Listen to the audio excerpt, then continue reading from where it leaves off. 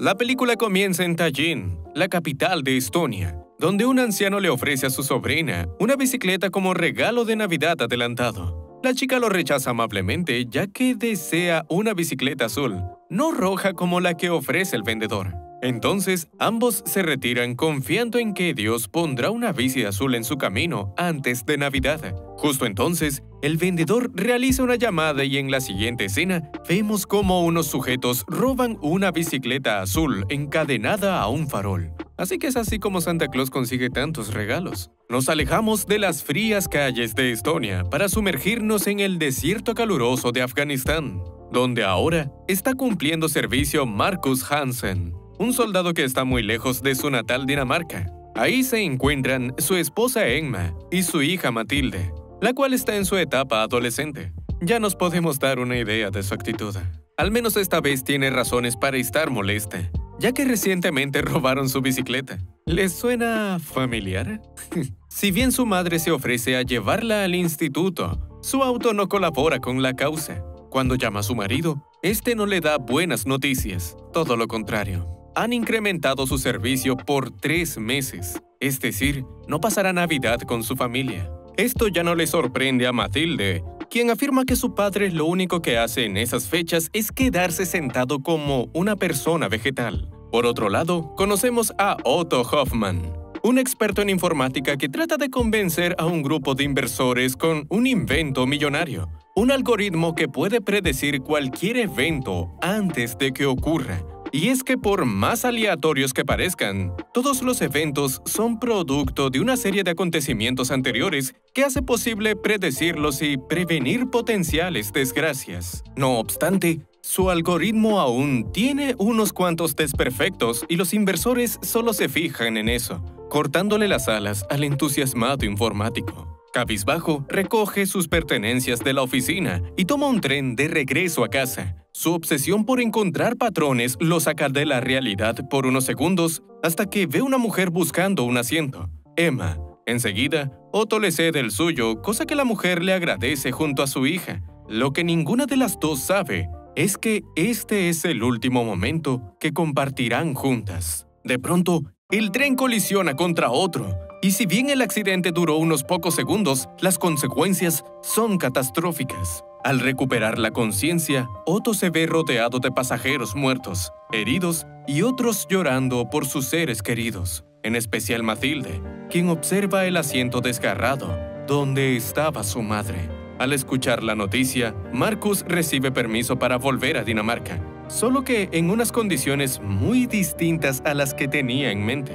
Luego de ser atendido en el hospital, Otto vuelve a casa y observa las noticias sobre el accidente, en lo que descubre que uno de los pasajeros era el Águila, un ex convicto que estaba de camino de testificar contra el líder de su antigua banda de motociclistas, los Jinetes de la Justicia. De inmediato, el bombillo interno del informático se ilumina y comienza a investigar sobre el suceso. Nada más Marcus llega a Dinamarca, su hija se lanza a sus brazos en un llanto inconsolable, mientras él sigue en shock por la tragedia. Por su propia insistencia le permiten ver el cadáver de su esposa, y es entonces que asimila la realidad. A raíz de su investigación, Otto acude a la policía y les asegura que el accidente del tren no fue un accidente en lo absoluto. Según sus cálculos, las probabilidades de que un testigo clave y su abogado mueran pocos días antes de declarar son prácticamente nulas. Los números nunca mienten.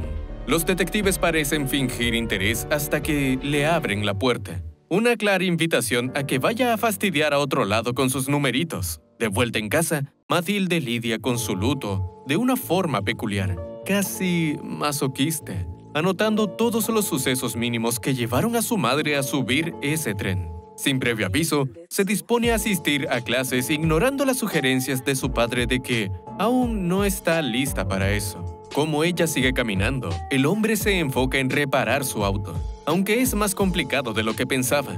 Tras el funeral de Emma, Matilde le pregunta a su padre por qué ella tuvo que morir y se niega a creer que fue una mera coincidencia. Incluso sopesa la idea de Dios. Mas su padre es bastante realista al respecto e indica que su madre no está sola como ella teme, simplemente ha dejado de existir. se ha convertido en la nada, aun cuando era todo para ellos. A mitad de la noche, el protagonista recibe la visita inesperada de Otto y su amigo Leonard, un hacker que consiguió su dirección. El soldado se muestra hostil hasta que Otto revela que estuvo en el mismo tren en el que murió su esposa y afirma que no fue un mero accidente. Gracias a las habilidades de Leonard, el informático tiene una foto tomada de una cámara de seguridad de un pasajero que se bajó rápidamente en la estación donde Emma y Matilde abordaron el tren.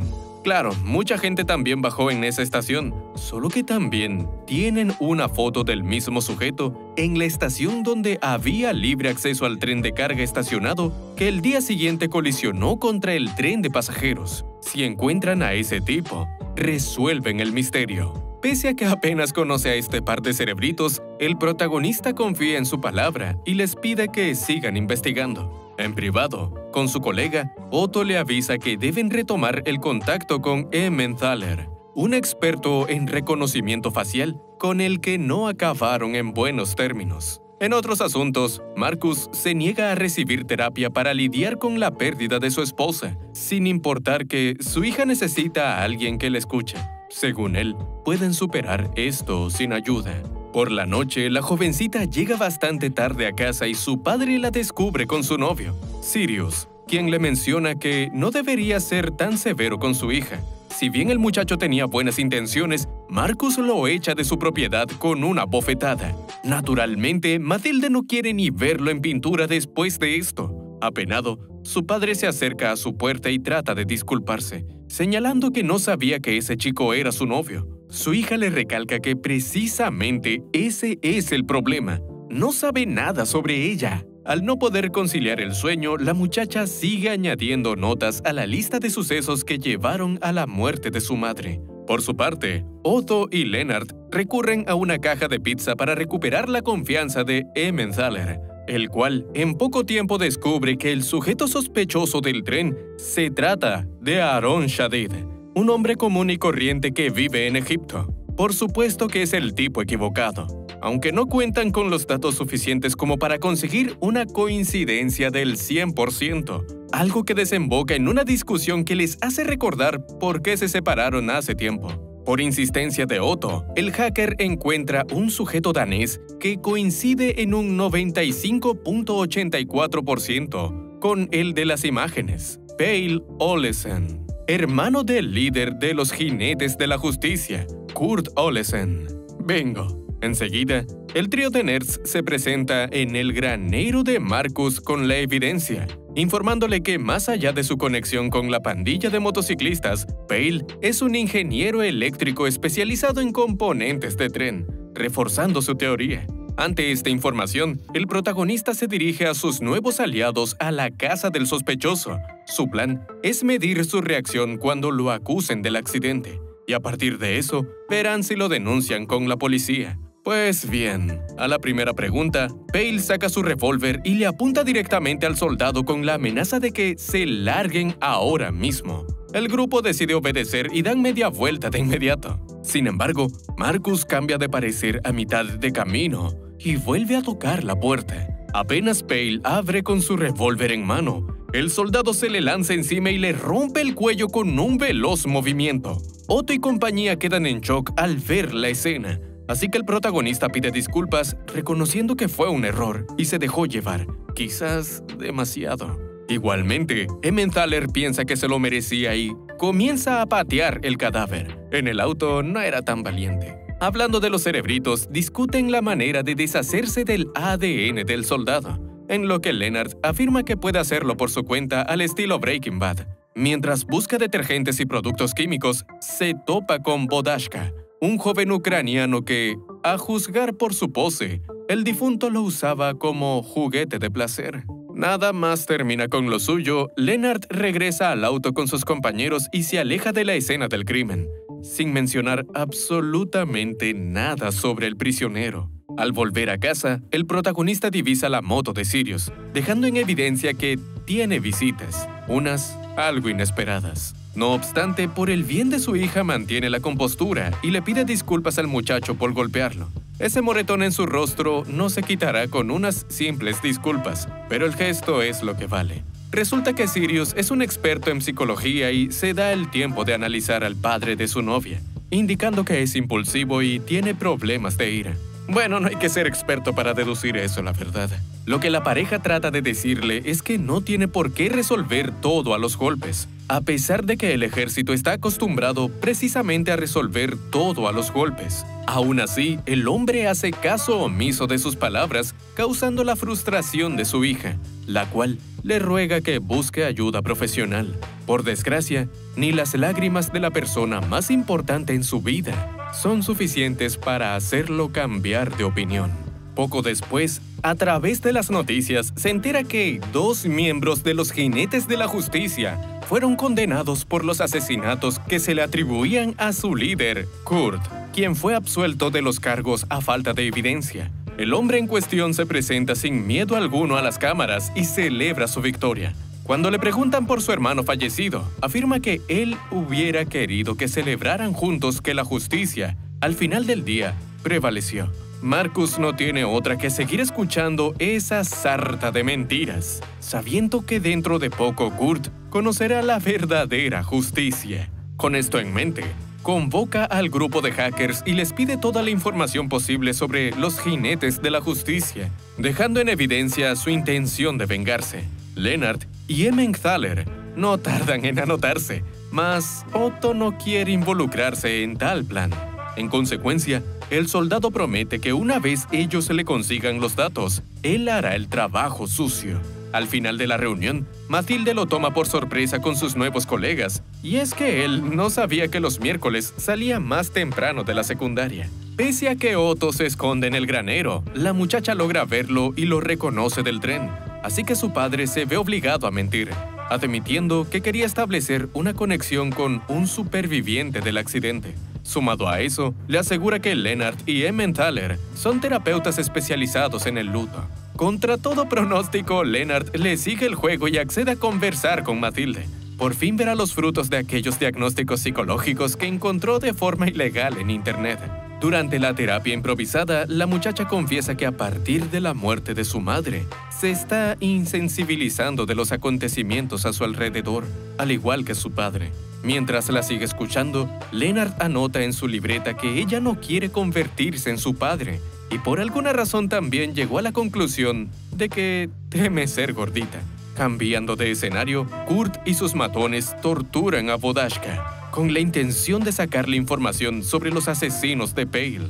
Asustado, el jovencito revela que únicamente alcanzó a escuchar el nombre de uno de los implicados, Emmenthaler. Justo ahora, el sujeto en cuestión está instalando su base de operaciones en el granero de Marcus, a quien le exige a gritos que se aleje de sus cables. Al entrar a su casa, el protagonista descubre a su hija tomando refresco del revés, una supuesta técnica terapéutica recomendada por Lennart. Cuando su padre trata de corregirla, Mathilde, motivada por su psicólogo y su novio, confronta su autoridad y aclama que no puede controlarla todo el tiempo.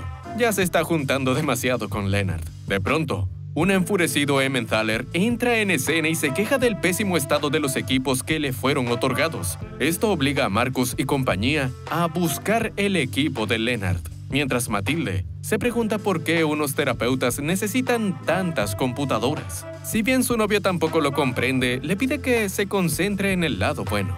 Y es que su padre está interactuando con otras personas, si tan solo supieran.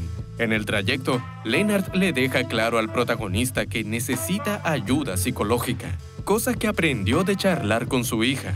Sin embargo, el soldado detiene el auto en medio de la nada para castigarlo por su insolencia, por lo que Lennart sale corriendo asustado. Apenas se tropieza, se baja los pantalones en un intento de convertir la furia de su perseguidor en incomodidad. Y mira tú, funciona. Y así, prosiguen su camino al apartamento de Lennart como si nada hubiera sucedido, ignorando que los matones de Kurt los tienen en su mira. Ya en el umbral del apartamento, Marcus escucha un sonido extraño y voltea la mirada. descubriendo el auto de los criminales. Enseguida, le advierte a los hackers que se agachen, al mismo tiempo que los matones abren fuego contra ellos. En este caos, el soldado neutraliza a un tirador que trataba de flanquearlos. Equipado con su rifle de asalto, se enfrenta directamente a los matones y los aniquila en un santiamén. El pobre Vodashka habría sufrido el mismo destino de no ser por Leonard, quien reconoce que es inocente. Como vio sus rostros, el grupo se ve obligado a llevárselo. Claro, eso no significa que su teléfono esté invitado. De vuelta en el granero, un paranoico Emmentaler estipula una nueva condición para su colaboración, y es que si va a trabajar en un plan de venganza, debe ser entrenado en el uso de armas, una petición a la que pronto se anota Leonard, mientras que el pacifista Otto guarda silencio. En cuanto a Vodashka, bueno, ahora es parte de la familia, más o menos. Antes de dormir, el jovencito le ofrece sus servicios a Leonard, el cual con mucho respeto lo rechaza. Creo que ya saben a qué tipo de servicios me refiero. En respuesta, Vodashka le agradece por salvarlo y también por no verlo como un juguete. Por su parte, a Otto le toca dormir en la misma cama que el coloso Emmentaler. Mejor dicho, le toca dormir en un rincón de la cama. Incapaz de conciliar el sueño, el protagonista le toma la mano a su hija, que duerme plácidamente. Al otro día, Emmentaler elabora una exposición sobre todos los miembros de los jinetes de la justicia. Al ver que son tantos, Marcus reconoce que no puede matarlos uno a uno, porque se darían cuenta. Invadir su guarida tampoco es una opción, dado que está vigilada 24/7. La única opción es esperar la ocasión en la que Kurt esté lo más aislado posible. Igualmente, Emmentaler le recuerda que su objetivo nunca estará solo realmente. Con este argumento, el soldado empieza a entrenar a los hackers como habían acordado. Debido a su lesión en el brazo, Otto no puede hacer gran cosa. Por su parte, Emmentaler ensambla su rifle con una velocidad tremenda, mientras que Leonard es solo Leonard. Emmentaler continúa demostrando su habilidad en la práctica de tiro. Con razón estaba tan ansioso por tocar un arma. Pero más vale que pueda apretar el gatillo en el momento necesario, ya que los jinetes de la justicia lo convirtieron en su objetivo y descubrieron su relación con Otto y Leonard. Al final de la práctica, Leonard se dedica a cocinar junto a Vodashka y Sirius, mientras que Otto le enseña a Matilde a jugar ajedrez. Ella queda tan maravillada con su sabiduría que quiere tomarse una foto con él. Algo me dice que no se ha tomado muchas fotos en su vida. El único que permanece siempre atento es Emmentaler, quien descubre que esta noche habrá una reunión de jinetes de la justicia en un restaurante. Son alrededor de 12 blancos a batir, por lo que el hacker le ofrece su asistencia al protagonista. Incluso tiene un plan de ataque trazado. Por sorpresa, Marcus le dice que sí, una respuesta que no esperaba. Enseguida le avisa a sus colegas sobre esto, mientras el soldado se prepara. Cuando su hija le pregunta a dónde va a estas horas, él le contesta a gritos que no tiene tiempo para darle explicaciones. De camino al objetivo, Otto le advierte que desatar una masacre no le devolverá a su esposa. En cuanto dice esto, Marcus detiene el auto, lo noquea de un golpe y lo lanza a la carretera. Todavía tiene problemas de ira. En un intento de defender a Otto, Leonard revela que él perdió a su hija en un accidente automovilístico y desde entonces es un poco sensible a las relaciones padre-hija. Fue en aquella ocasión en la que se hirió el brazo. Una vez a las afueras del restaurante, se colocan pasamontañas y se preparan para entrar a los balazos. Sin embargo, los moteros salen con unas invitadas inesperadas, unas muchachas que cambian por completo los planes. El protagonista se conforma con reventar a tiros al único auto en el que solo iban delincuentes, contando con la ayuda de Emmentaler, o más o menos es lo que creía, porque el hacker se queda petrificado ante tanta violencia. Él se lamenta de camino a la base, mas el protagonista le deja claro que no hay nada de lo que disculparse. Nunca es fácil matar a una persona, sobre todo la primera vez. Lo que lo ayuda a apretar el gatillo es recordar que esos hombres merecen la muerte. En la vía, recogen a un Otto casi helado. Por otro lado, Noah, un miembro de alto rango de los jinetes de la justicia, a través de su hija, encuentra el Instagram de Sirius, con la foto de Matilde y Otto. Hablando de él, Matilde se da cuenta de sus heridas y no tarda en deducir que fueron causadas por su padre. Decepcionada, aclama que él debió morir en vez de su madre. Entonces Otto conversa en privado con la chica y le asegura que si bien no lo parece, su padre está haciendo su mejor esfuerzo. En eso, se topa con sus notas sobre los eventos previos al accidente del tren. Resulta que todo comenzó con el robo de su bici. Dado que de no haber sucedido, su madre no habría tenido que acompañarla en el tren. Otto se emociona con el mural, comparándolo con su trabajo en el algoritmo de predicción, y es por ello que le explica que es imposible calcular la totalidad de los eventos, simplemente suceden. La propia Matilde ya era consciente de eso, aunque agradece que alguien más le ayude a comprenderlo. Mientras le cuenta su historia a Lennart, Vodashka asegura que Pale estuvo con él todos los días, lo que significa que no pudo haber abordado el tren. Alarmado, el hacker regresa al programa de reconocimiento facial y descubre que el verdadero sospechoso en el tren era Aaron Shadid, el hombre de Egipto. Lo descartaron al principio porque creían que era un error, pero Aaron guarda mucho parecido con Pale y estuvo unos días en Dinamarca antes de volver con su familia en Egipto. Por más loco que suene, esto significa que confiaron en una evidencia que resultó ser una completa coincidencia, y su cruzada de venganza contra los jinetes de la justicia nunca tuvo sentido alguno.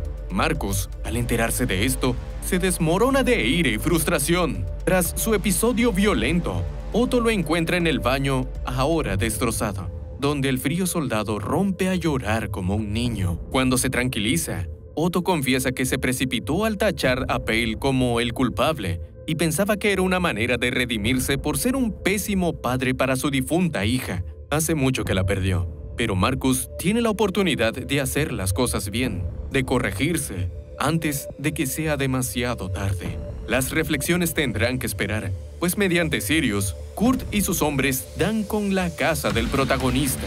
Ante la primera lluvia de balazos, varios miembros del equipo resultan heridos. Marcus es uno de ellos, aunque no es excusa para no defender su hogar.